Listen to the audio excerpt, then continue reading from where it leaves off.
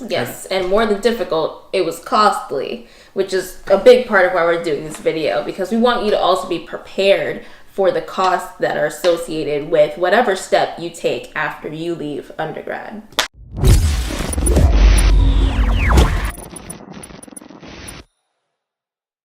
And moving. This is, again, like a big one, because now, you're graduated from college, you have all of this stuff that you've accumulated in your dorm room or your apartment, wherever it might have been if you lived off campus, and more than likely, you're moving back home. For me, that wasn't too much of an expense because it was just a one-way travel. We graduated on April 30th of 2017, and that night, I was packing everything up from my dorm room and heading right back to New York. And the toll from Maryland to New York was one way about, I want to say $40 to $50, somewhere around there. So that's pretty much how much it cost for that. And then fast forwarding to my program, the MBA program that I ended up going with, because like I mentioned, law school at this point was out the picture as we got closer to August. So I was looking for apartments. I'm going to be going to Widener University in Pennsylvania. And where am I going to live? Because commuting from New York to Pennsylvania every week or every day, whatever, is not ideal. That's a 2-hour drive. That's not going to happen. And again, I'm not working, so I don't have money to commute every single day. So my options were just loans to pay for everything, because I did not have a job. I was looking at that point, but probably not as actively as I should. So I found some apartments. I went, got tours, saw some ones that I liked in close proximity to the school, and everything seemed like it was going to work. And then thankfully, my aunt and uncle, who lived not too far from the school, so they offered for me to stay there while I was doing the MBA program. And that saved me thousands of dollars, because if not, I would have been taking out loans to pay for my rent, to pay for gas, to pay for pretty much everything, food. And then, of course, I would have tried to have gotten a job to supplement some of those costs, but the bulk of it would have been loans. Yes. And so for me, in my experience, it was a little bit different.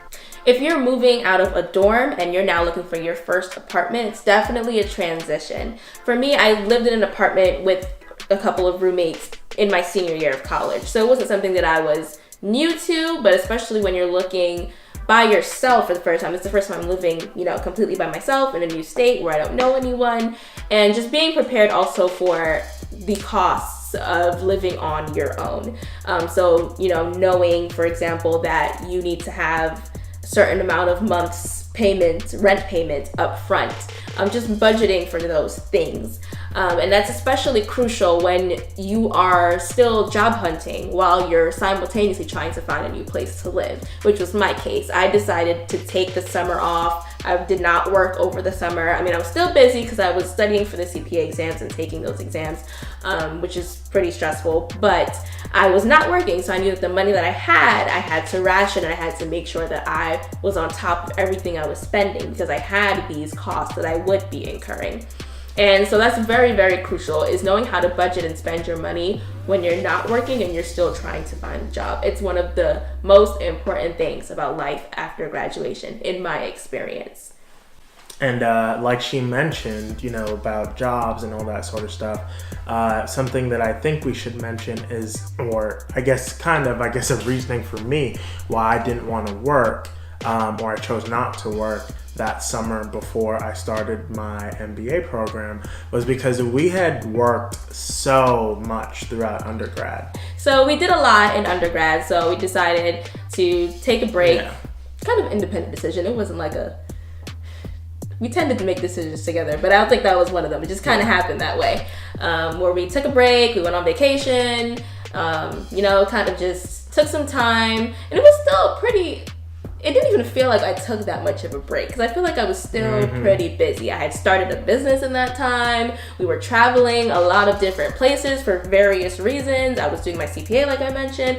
So So it was still a pretty crazy summer. So I'm glad that I did take that time to do other things rather than just working all day like I usually do. And a year later, and now we're getting ready to finish our graduate programs. Yeah. So it's another transition that we're going through because I still don't have full-time employment, so I am looking for that currently. If you know any open positions that want to hire this guy, comment below, please. So I'm looking for employment currently. She has employment, but again, going through a whole different transition because we both actually use loans to cover some things for, while we're going through these programs. So as we're coming to the close, now, she's considering possibly moving somewhere else or getting a roommate to help cover some of her expenses that she has. I definitely have to move because, it was while I was in school type thing, staying at my family members, trying to make decisions if I want to move back home, if I want to live on my own. So it's just another transitional phase. Level. Yeah, just another level. But just with more debt this time. Yeah, it never gets better. Welcome to adulting. They said it was going to be fun. They lied. But thanks for watching. Don't forget to subscribe and turn on notifications so you get alerts every single time we post a new video.